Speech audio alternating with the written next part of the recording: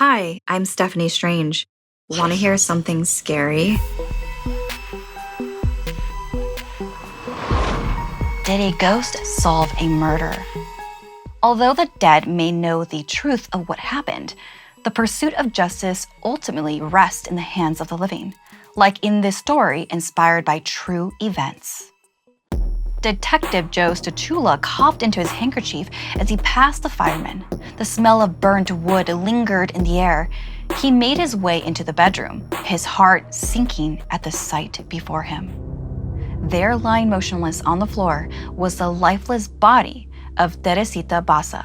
She had been a well-respected respiratory therapist at Edgewater Hospital in Chicago, Illinois. Joe couldn't help shaking his head in disbelief as he assessed the destroyed apartment. Deep in his thoughts, he started to think about how burning alive is one of the most terrible ways to die. The detective made a visual sweep of the rest of the room and noticed a bloody knife on the floor in the bedroom. Covering his mouth with his sleeve, he leaned in closer to inspect the body. Then he saw it, open wounds on the chest. And that's when it hit. Teresita didn't die in the fire. She had been brutally stabbed, then hidden under the mattress. As they pieced together the events of that fateful night, it became clear that the fire had not been an accident. Rather, someone had deliberately set it in an attempt to cover up this heinous crime. The motive behind the murder, however, remained a mystery. According to her co-workers, Teresita was kind, shy, and kept to herself. She was the last person one would expect to be the victim of such a violent crime. The lack of physical evidence further complicated the case. Most of it had been destroyed by the flames, which was exactly what the killer wanted. There was no prints on the knife. The only thing of interest left among the remnants was a memo that Teresita had written that read, "Get theater tickets for AS." Her family and friends were questioned, but no one could help.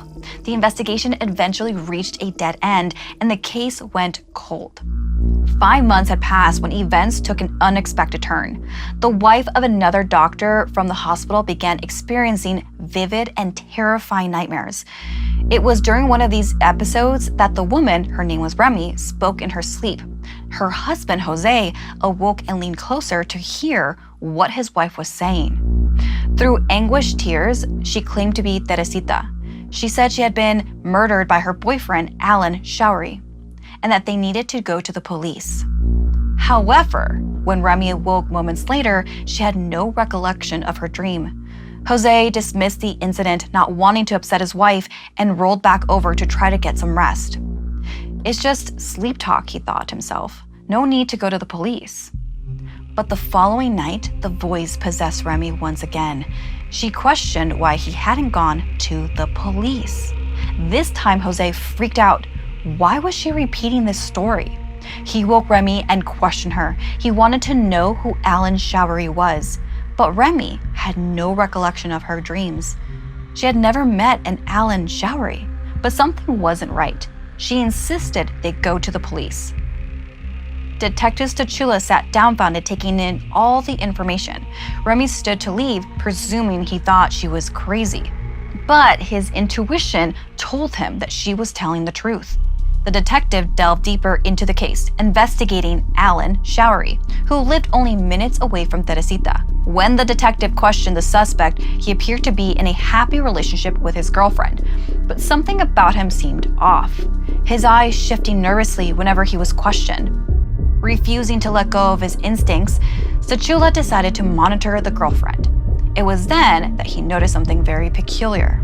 The jewelry she wore matched that of Teresita's. This piece of the puzzle led Stachula to confront Alan Showery once again at the station. Under the weight of the evidence against him, Showery finally confessed to the heinous crime. He had been infatuated with Teresita, having met her at the hospital, consumed by rage and jealousy, and set the fire to destroy any trace of his guilt. But because he was greedy, he had stolen some of her jewelry. Now, justice was rightfully served, and Teresita could finally rest in peace. The nightmares that had plagued Remy ceased, leaving her with a sense of closure.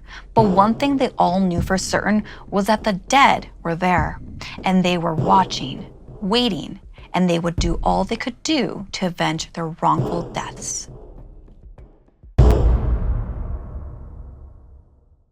On ZocDoc, you'll find quality doctors who focus on you, listen to you, and prioritize your care. Using their free app that millions of users rely on, you can find the right doctor that meets your needs and fits your schedule. Go to ZocDoc.com/something and download the ZocDoc app for free. Then start your search for a top-rated doctor today. That's ZocDoc.com/something. ZocDoc.com/something. Thanks so much for listening. Like and share if this video gave you the chills.